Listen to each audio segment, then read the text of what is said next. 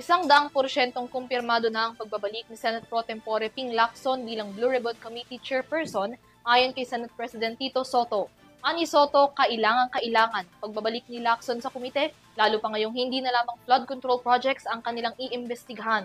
Ang iba pang detalye sa balitang ito. Meron siyang mga naiwan na dapat ituloy na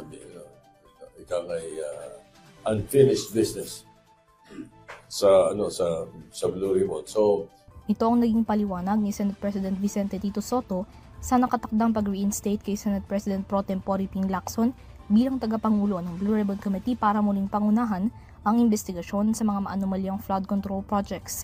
Sa kapihan sa Manila Bay News Forum, muling kinumpirma ni Sotto ang planong pag-re-elect ng mga miyembro ng Senado kay Lacson para sa Blue Ribbon Chairmanship position na matatanda ang binitiwan niya 2 linggo na ang nakararaan. By November 10, we will re-elect or ask Senator Lacson to retake. And as far as our last conversation, and he has agreed. Alam niyang kailangan na.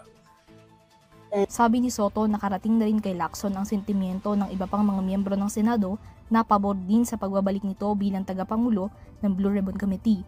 Dinepensahan din niya ang direksyon ng komite sa ilalim ni Lacson at nawalaan niya itong tinatarget ng mga individual o partido taliwas sa agam-agam ng iba. Senator Lacson was being led by the evidence. Kaya doon nagpupunta yung Blue Ribbon na hearing niya at yung mga pronouncements. Kasi yun yung nakikita papeles o nakikita ebidensya. Hindi, walang tinatarget na particular person or particular sector of government. Talagang doon lang napupunta eh. Diba? Ang pinagsimulan nyo ng privilege speech nila.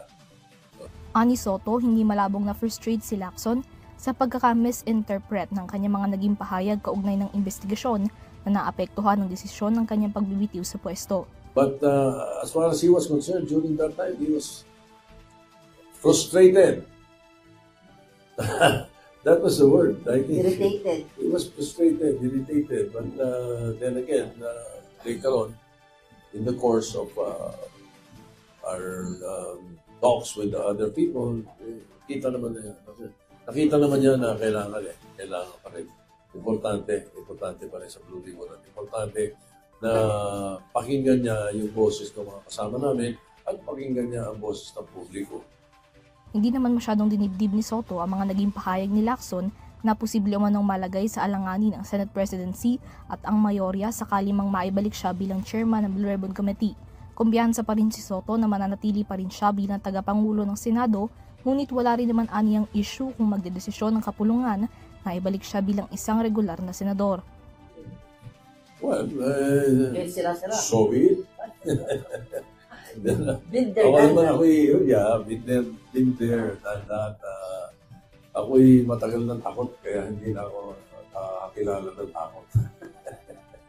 Sa kabilang banda, nanindigan si Sotto na magpapatuloy pa rin ang investigasyon ng Senate Blue Ribbon Committee kaugnay ng mga anomalya at na hindi ito matatapos sa flood control projects lamang.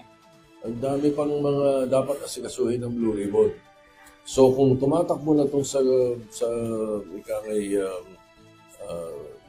flood control issues, meron pa rin issue sa DPWH na hindi lang flood control.